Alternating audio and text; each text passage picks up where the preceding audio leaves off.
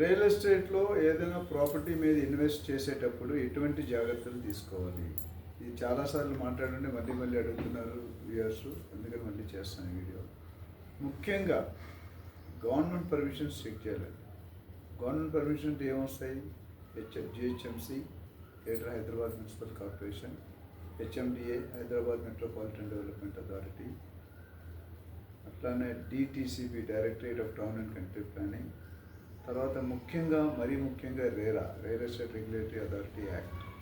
ఈ కంపల్సరీ, అంటే మిగతా కూడా చెక్ చేయాలి. మెయిన్గా ఈ పాయింట్ల మీద మీరు శ్రద్ధ పెట్టాలి.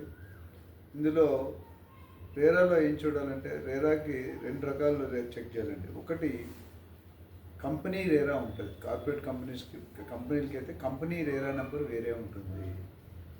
అదేవిధంగా ప్రాజెక్ట్కి రేరా నెంబర్ వేరు ఉంటుంది. ఎవ్రీ ప్రాజెక్ట్ నెంబర్ ఉంటుంది. కంపెనీ రేరా నెంబర్ కాన్స్టెంట్ ఉంటుంది, 5 years ఎంతవరకు వ్యాలిడిటీ బట్టి. కానీ ప్రాజెక్ట్ మాత్రం ఎవ్రీ ప్రాజెక్ట్ రేరా నెంబర్ మారుతుంది. అదేవిధంగా validity of RERA number RERA number మీరు వెబ్సైట్లోకి వెళ్ళి చెక్ చేసుకోవచ్చు, కానీ సంబంధిత అధికారులను సంప్రదించవచ్చు. రేరా నెంబర్ ఉంటుంది కానీ ఎక్స్పైరీ అయిపోతుంది. అట్లనే డిటీసీపీ హెచ్ఎండి ప్లాన్స్ కూడా అప్రూవల్ ఉంటాయి. ప్రతిదానికి 2 years 3 years టైం ఇస్తారు. చాలామంది ఎక్స్టెండ్ అయిపోయిన తర్వాత కూడా అమ్ముతుంటారు, అప్పుడు మీరు ఇబ్బంది పడతారు.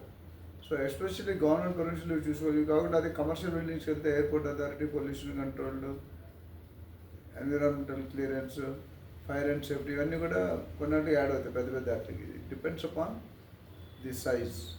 అట్లానే బిల్డర్ బ్యాక్గ్రౌండ్ చెక్ చేసుకోండి. గూగుల్ రివ్యూస్ చూడాలి ఎలా ఉన్నాయని, కస్టమర్స్ ఏమంటున్నారు.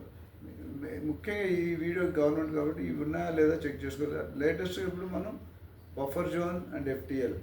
సో మీకు చూడడం మీరు వెబ్సైట్స్కి వెళ్ళి చూసుకోవచ్చు. lakes.hmda.gov.in ఉంది, అందులో చూసుకుని డీటెయిల్స్ ఏ సబ్జెక్ట్కి ఆ సబ్జెక్ట్ సపరేట్ వెబ్సైట్ ఉంది. మీరు చెక్ చేయగలిగితే, లేదా మీకు ఎవరైనా లాయర్ ఉంటే లాయర్ని అపాయింట్ చేసుకుంటే వాళ్ళు చెక్ చేస్తారు. ఈసీతో సహా ఈసీ చూస్తారు, లీగల్ ఒపీనియన్ ఇస్తారు, లింక్ డాక్యుమెంట్ చూస్తారు, మ్యూటేషన్ చూస్తారు. చాలా పాయింట్స్ ఉన్నాయి. ఇంపార్టెంట్ పాయింట్ మాత్రం ఈ వీడియోలో చెప్తున్నాను. మీరు ఎవరైనా మీ అంతలో మీరు చేసుకోలేకపోతే కనుక మీరు లాయర్ని సంప్రదించవచ్చు. లేదా నేనున్నాను, నాలాంటి వాళ్ళు చాలామంది మార్కెట్లో ఉన్నారు. ఒక ఎక్స్పీరియన్స్డ్ రియాల్టర్ దగ్గరికి వెళ్తే వాళ్ళు కూడా మీకు హెల్ప్ చేస్తారు. లీగల్ ఒపీనియన్ తీసుకుంటే కొద్దిగా ఫీజు ఉంటుంది, ప్రతిదానికి ఒక ఫీజు ఉంటుంది. ఆ ఫీజు కోసం మరి మీరు వెళ్ళకపోతే 1-2% కోసం చూసుకుంటే 98%, 99% మీరు లాస్ అవుతారు. మేము చూసాం గత 1 yearగా దాదాపు 10,000 కోట్ల రూపాయలు కలెక్ట్ చేశారు రకరకాల డిఫరెంట్ బిల్డర్స్.